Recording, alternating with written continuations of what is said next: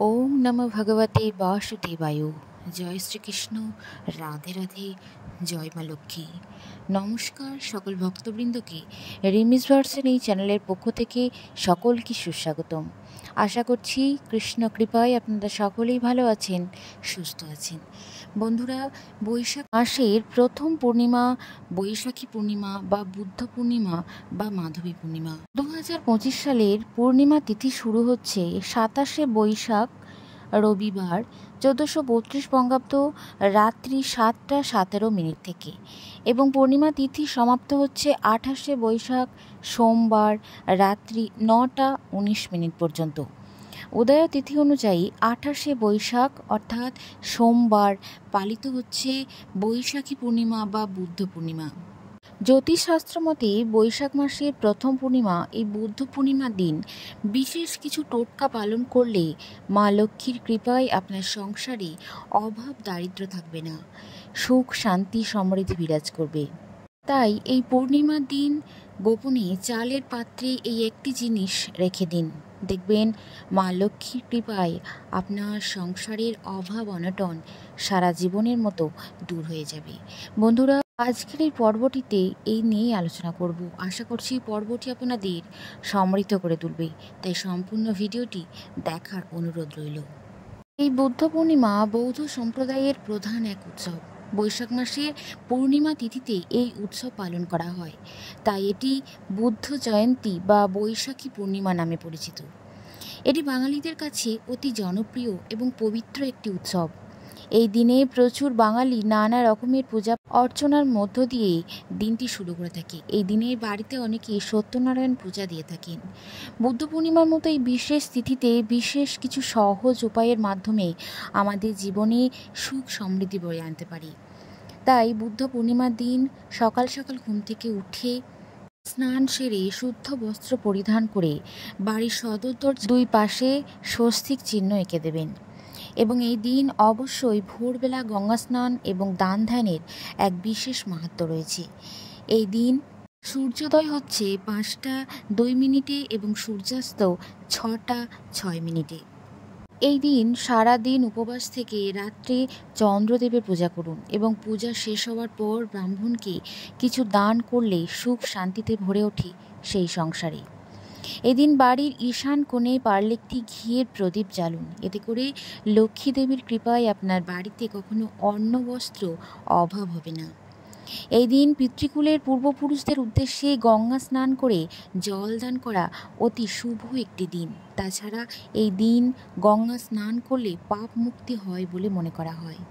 এই বুদ্ধ পূর্ণিমার দিন যমরাজের পুজো করলে অকাল মৃত্যু ভয় থেকে মুক্তি পাওয়া যায়। এই দিন গরিব দুঃখীদের সামর্থ্য মতো অন্নবস্ত্র দান করলে তা অত্যন্ত শুভ বলে মনে করা হয়। এই দিন পশু পাখিদের জল বা খাবার খাওয়ালে তা অত্যন্ত শুভ। গঙ্গা জলের সঙ্গে কিছুটা হলুদ মিশিয়ে কলা গাছ বা অশ্বত্থ গাছে ঢেলে দিন এবং আপনি আপনার নিজের মনস্কামনা বলুন। এর ফলে আপনার যে কোনো মনস্কামনা খুব শীঘ্রই পূরণ হবে। এই বুদ্ধ পূর্ণিমার দিন সূর্য অস্ত যাওয়ার পর একটি অশ্বত্থ পাতায় চন্দন দিয়ে মনস্কামনা লিখে গঙ্গায় সেটিকে ভাসিয়ে দিন, এতে মনের ইচ্ছা খুব সহজেই পূরণ হয়ে যায়।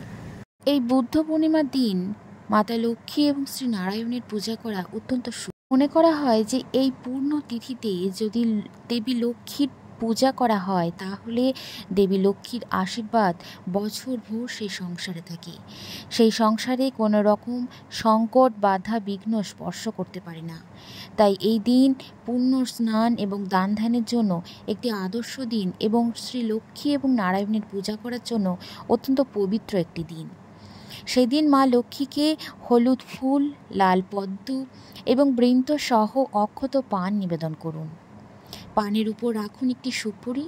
পান সুপুরির উপর দিয়ে সিঁদুরের ফোঁটা, একটি 1 টাকার মুদ্রা সিঁদুরের তিলক দিয়ে রাখুন পান পাতার উপরে। পানের উপর রাখুন কিছু অক্ষত আতপ চাল। সকালে যখন পূজা করবেন তখন এই জিনিসগুলি মা লক্ষ্মীর সামনে রাখবেন এবং সন্ধ্যায় পূজার পর হাতে কিছু দুব্বা ঘাস নিয়ে লক্ষ্মী দেবীর পাঁচালি পাঠ করুন। এবার দেবীকে নিবেদন করা পান, সুপুরি, একটা ১ টাকার মুদ্রা আপনি ডান হাত দিয়ে নিন এবং তারপর বাড়িতে যখন সন্ধ্যা দ্বীপ দেখাবেন সেই সময় ওই পান, সুপুরি এবং ১ টাকার মুদ্রা আপনি গোপনে রেখে দেবেন বাড়ির চালের পাত্রে, অর্থাৎ যে পাত্রে আপনার সংসারের চাল থাকে তার ভিতরে সেই পান, সুপুরিটাকে রেখে দেবেন।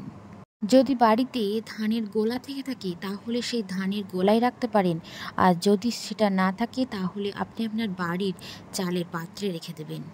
জ্যোতিষশাস্ত্র মতে এই উপায়টি করলে মা লক্ষ্মীর আশীর্বাদ সেই সংসারের উপর বছরভর থাকে, কোনোদিন অর্থ কষ্টের অভাব হয় না। মা লক্ষ্মীর আশীর্বাদে সেই সংসারে সুখ, সমৃদ্ধি, সৌভাগ্য বয়ে আনে। বন্ধুরা, এই দিন অবশ্যই নিরামিষ সাত্ত্বিক আহার গ্রহণ করবেন। অবশ্যই এই দিন রান্নাঘর পরিষ্কার পরিচ্ছন্ন রাখবেন। চেষ্টা করবেন এঁটো বাসনপত্র জমিয়ে না রাখতে, এতে করে বাড়িতে নেগেটিভ এনার্জি প্রবেশ করে। মা লক্ষ্মী অতি রুষ্ট হন, সুখ সমৃদ্ধির অভাব থাকে না বাড়িতে। তাই চেষ্টা করবেন এই দিন রান্নাঘর এবং বাড়ির আশপাশ পরিষ্কার পরিচ্ছন্ন রাখার। বন্ধুরা, আজকের পর্বটি এই পর্যন্তই ছিল। আবারও দেখা হচ্ছে আপনাদের সাথে নতুন কোনো পর্ব নিয়ে। সকলে ভালো থাকুন, সুস্থ থাকুন। সকলকে ধন্যবাদ ভিডিওটিতে জুড়ে থাকার জন্য। ভিডিওটি ভালো লেগে থাকলে অবশ্যই একটি লাইক দিয়ে কমেন্ট বক্সে জয় মা লক্ষ্মী লিখে যাবেন। ধন্যবাদ সকলকে।